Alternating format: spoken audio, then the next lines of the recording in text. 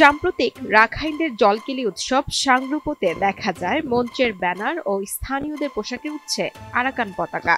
শিশু, কিশোর ও তরুণরা আনন্দ উৎসবে মেতে থাকলেও সামাজিক মাধ্যমে ছড়াচ্ছে আরাকান আর্মি ও ইউএল এর প্রতি সমর্থনের বার্তা। ফেসবুকে আরিয়ান রাখাইল, অং নিও প্রমুখ তরুণদের প্রোফাইলে বারবার উঠে আসছে বিদ্রোহী গোষ্ঠীর সমর্থনের পোস্ট। আর এক যুবক আরকে নেইমং জলকেলির দিন আরাকান পতাকা গায়ে জড়িয়ে ছবি তুলে পোস্টও করেন।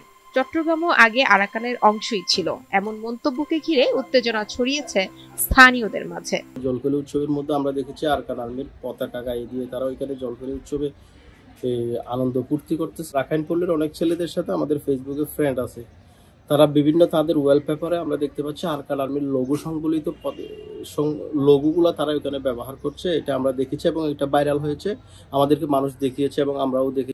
আরাকান আর্মির বিভিন্ন সেক্টরের যে কমান্ডারদেরকে তারা বিভিন্ন ধরনের পোস্ট দিয়ে তাদের জন্মদিনের শুভেচ্ছা জানায়।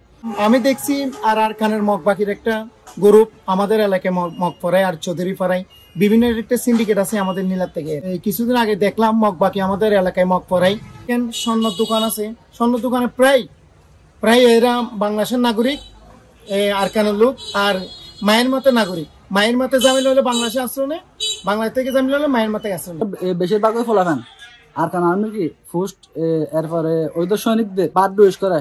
এটা অবশ্যই আমাদের দেশের সার্বভৌমত্বের জন্য হুমকি স্বরূপ। চৌধুরী পাড়া যেটা হচ্ছে মায়ানমার সীমান্তের একদম কি কাছাকাছি, যেখান থেকে আরাকান আর্মি ইজিলি আসা যাওয়া করতে পারে। ওইখানে নাকি একটা আরাকান আর্মি মিলিটারি কি গড় আছে। অনুসন্ধানে জানা যায় নীলা স্টেশন এলাকার স্বর্ণকার দোকানগুলোতে নিয়মিত আসা যাওয়া করছে অস্ত্রধারী আরাকান আর্মির সদস্যরা।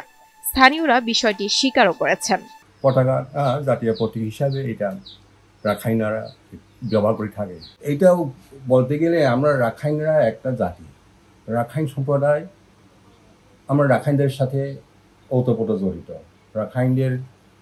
রাখাইনদের নেতা বা রাখাইনদের যারা রাখাইন ভাষা বা রাখাইনদের রাখাইনদের সাথে যারা সম্পৃক্ত আছে, যেমন আরাকান বলক বা রাখাইন বলক, এটা হলো আমাদের নিজস্ব জাতি, নিজস্ব ভাষা, নিজস্ব আন্তরিক আছে।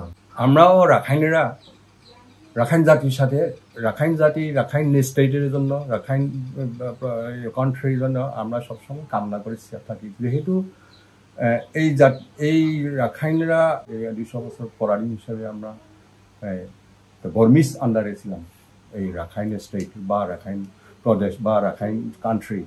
সেই জন্য আমরা এখন যেহেতু রাখাইনেরা একটু তৎপর হয়েছে, রাখাইনের থেকে একজন নেতা বা যারা জনগোষ্ঠী যখন একটু ঢালাইভাবে চলে আসতেছে, তখন কিছু মানুষ এই রাখাইনের প্রতি কিছু হিংসা। তবে এটি জাতীয় নিরাপত্তার জন্য হুমকি। সীমান্ত সুরক্ষায় কূটনৈতিকভাবে আরাকান আর্মির সাথে যোগাযোগ করা জরুরি বলে জানান বিশেষজ্ঞরা। এই পুরো বিষয়টি আমাদের স্থানীয় এলাকার জন্য একটি নিরাপত্তা ঝুঁকি তৈরি করবে। এতে করে রোহিঙ্গা জনগোষ্ঠী যারা সেখানে নানা ধরনের সহিংসতার মধ্য দিয়ে যাচ্ছে, তাদের অনুপ্রবেশের ঘটনাও বৃদ্ধি পেতে পারে বলে আমার মনে হয়। তো সেই জায়গা থেকে আমার মনে হয় যে আমাদের সার্বভৌমত্ব সীমান্ত রক্ষার ক্ষেত্রে আমাদের আরেকটু সচেতন হওয়া দরকার এবং কি করে এই জায়গাগুলোকে আরেকটু নিরাপদ রাখা যায় এবং প্রয়োজন হলে আরাকান আর্মির সাথে ডায়ালগের মাধ্যমে এই সমস্যার সমাধান করা উচিত। এ বিষয়ে স্থানীয় প্রশাসন ও আইন শৃঙ্খলা বাহিনী কোনো মন্তব্য করতে রাজি হয়নি।